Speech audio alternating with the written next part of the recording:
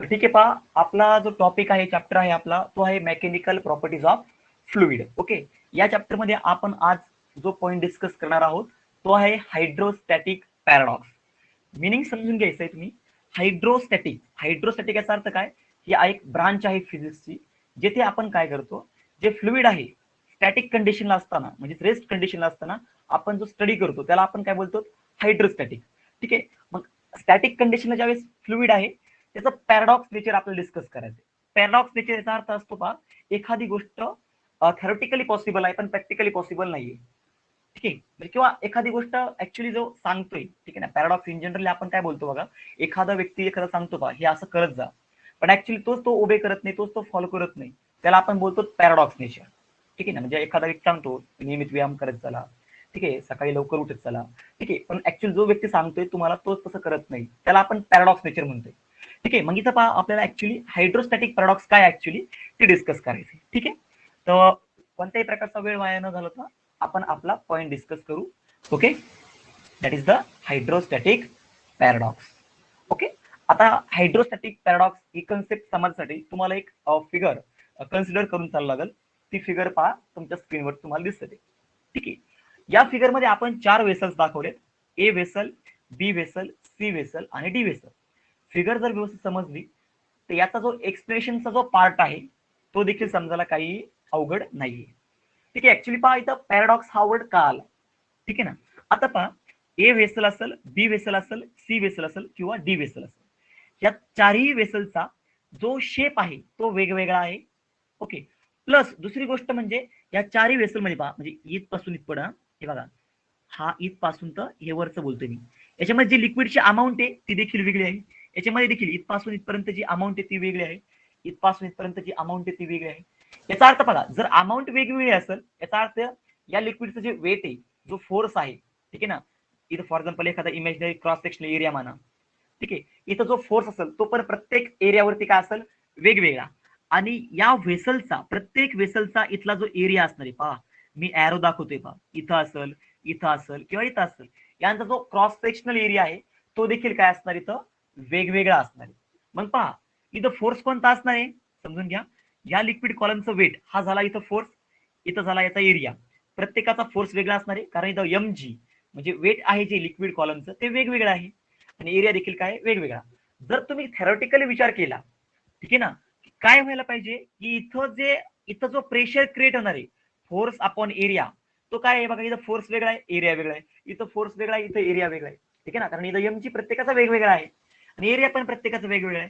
जर विचार केला तर या ठिकाणी या वेसलच्या बॉटमला, ठीक आहे, प्रत्येक जागेवरती जो प्रेशर क्रिएट होईल, जो प्रेशर एक्झर्ट होईल, तो देखील वेगवेगळा असायला हवा, परंतु असं ऍक्च्युली होत नाही. ठीक आहे ना, या आपल्याला जर तुम्ही प्रॅक्टिकली पाहिलं, ठीक आहे ना, तर जो प्रेशर आहे तुम्हाला या बॉटमला वरती, तो हा प्रेशर नेहमी काय भेटतो तुम्हाला, P is equal to H rho G. ठीक आहे ना, एच रो जी म्हणा किंवा रो जी एच. ठीक आहे ना, कारण रो ही डेन्सिटी आहे, एच ही हाईट आहे. हा फक्त इथं कॉमन कोणती गोष्ट आहे पहा, हाईट आहे. इथं जी लिक्विड कॉलमची जी हाईट आहे तीच फक्त इथं काय कॉमन आहे, म्हणजे सेम आहे. ठीक आहे, तर अशा वेळेस लक्षात ठेवा, जरीही इथं व्हेसलचा शेप असेल किंवा ती जे अमाऊंट आहे आतमध्ये लिक्विडची जी अमाऊंट आहे जरीही वेगवेगळी असेल, तरी जो प्रेशर आहे तिथं क्रिएट होणारा, एक्झर्ट होणारा, तो सगळीकडे आपल्याला काय भेटतोय, सेम भेटतोय. म्हणजे त्याचा अर्थ मिनिंग लक्षात ठेवा की ऍक्च्युली असं व्हायला नको हवं होतं, प्रत्येक जागेवरती प्रेशर वेगवेगळा क्रिएट व्हायला हवं होतं, परंतु असं होत नाही. ठीक आहे, त्यालाच म्हणतो आपण पॅराडॉक्स. असं होत नाही, ऍक्च्युअली व्हायला हवं होतं पण ऍक्च्युअली तुम्हाला पाहायला भेटत नाही. Pressure through out the liquid column, प्रत्येक जागेवरती प्रत्येक पॉईंटवरती आपल्याला काय भेटतोय, सेम भेटतोय. यालाच आपण म्हणतो हायड्रोस्टॅटिक पॅराडॉक्स. ठीक आहे, आय थिंक तुम्हाला कन्सेप्ट समजली असेल ऍक्च्युअली पॅराडॉक्स काय आहे, हायड्रोस्टॅटिक पॅराडॉक्स काय आहे.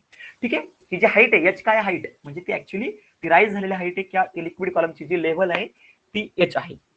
ओके, तर ठीक आहे, यानंतर पहा, आता हे झालं आता थेरोटिकली, पण पेपरमध्ये क्वेश्चन आल्यानंतर पेपरमध्ये काय क्वेश्चन येईल, write note on hydrostatic paradox. ठीक आहे, 2 किंवा 3 मार्क्ससाठी विचारलं असतं, तर अशा वेळेस आपल्याला कोणकोणत्या गोष्टी याच्यामध्ये राईटअप करायच्यात, लिहायच्यात, त्या गोष्टी आपण आता डिस्कस करू.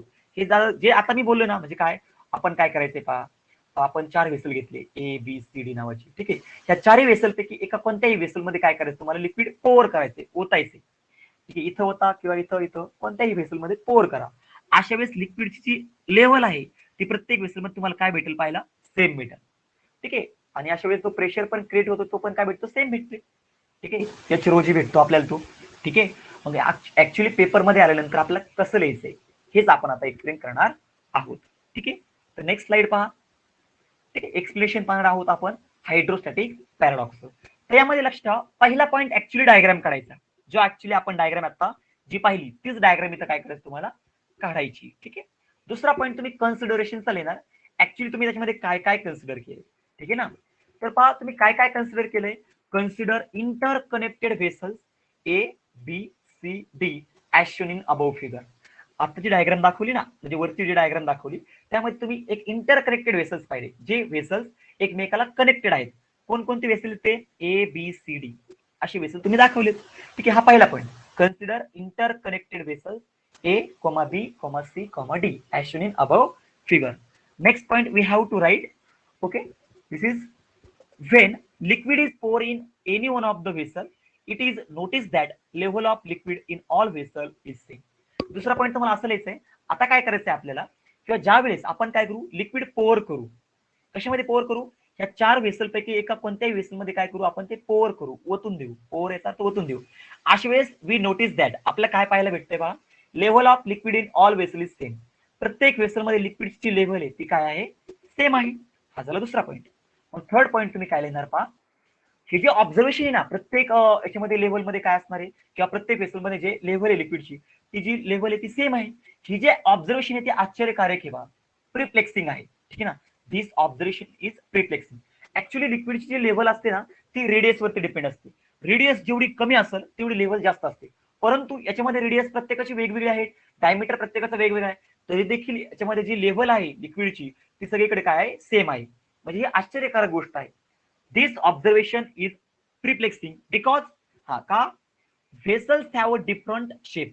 प्रत्येक वेसलचा डिफरंट काय शेप आहे, and different amount of liquid. आणि प्रत्येक वेसल्स मध्ये जी लिक्विडची जी अमाऊंट आहे पहा ती काय आहे, वेगवेगळी आहे. आणि हे जे नेचर आहे, हे जे आता तुम्ही प्रिफ्लेक्सिंग ऑब्झर्वेशन पाहिलं, हे जे ऑब्झर्वेशन आहे ना, this is called as the hydrostatic paradox. हे जे नेचर आहे ऍक्च्युली त्यालाच आपण काय म्हणतो, तर हायड्रोस्टॅटिक पॅराडॉक्स. आय होप तुम्हाला इथपर्यंत पॉईंट समजला असेल. आता ऍक्च्युली तुम्हाला एक सीईटी साठी काही पॉईंट रिमेंबर करायचे. ठीक आहे, लक्षात ठेवायचे. रिमेंबर म्हणजे काय, लक्षात ठेवायचे. त्यामधला पहिला पॉईंट पहा तुमच्या स्क्रीनवरती आहे. Pressure is not depend on the area and shape of the container. कारण मी तुम्हाला त्या याच्यामध्ये पाहिलं पहा, कशामध्ये, ते डायग्राम दाखवल्यानंतर तुम्हाला मी पी इज इक्वल टू दाखवलं होतं. काय होतं, एच रो जी. म्हणजे त्यामध्ये एरिया आहे का, नाही.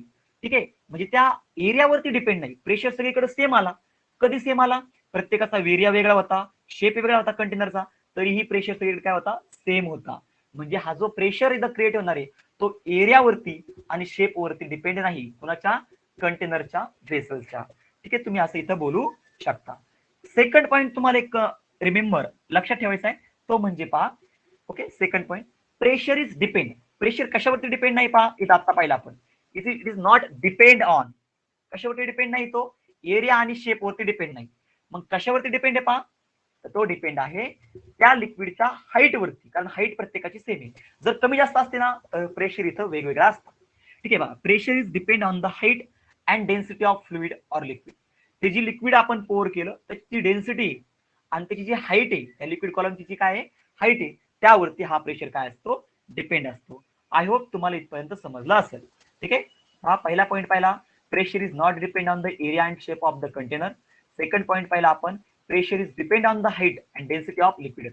कारण डेन्सिटी वेगळी असेल पहा, जर डेन्सिटी वेगळी असेल पहा, डेन्सिटी जर डिफरंट असेल म्हणजे आपण काय केलं, म्हणजे फॉर एक्झाम्पल डेन्सिटी वेगवेगळी असेल, प्रत्येक लिक्विडची डेन्सिटी काय असेल वेगळी, तर अशा वेळेस तुम्हाला ते व्हेसल मध्ये जी हाईट असेल ना ती पण काय असेल, कमी जास्त असेल. जेवढं डेन्सर मिडियम असेल, लक्षात ठेवा मी काय बोलतोय ते, जेवढं मिडियम डेन्सर असेल म्हणजे त्याचं वेट जास्त असेल लिक्विडचं, तेवढी लेवल जी असते ना, हाईट जी असते ती कमी असते. नेहमी लक्षात ठेवा. ओके, तो पॉईंट आपण ऍक्च्युली कॅपिलरी मोशन मध्ये डिस्कस करणार आहोत. आय होप तुम्हाला इथपर्यंत समजलं असेल. Okay, thank you so much. आपण ठीक आहे, आय होप तुम्हाला हा सेशन आवडला नक्कीच असेल.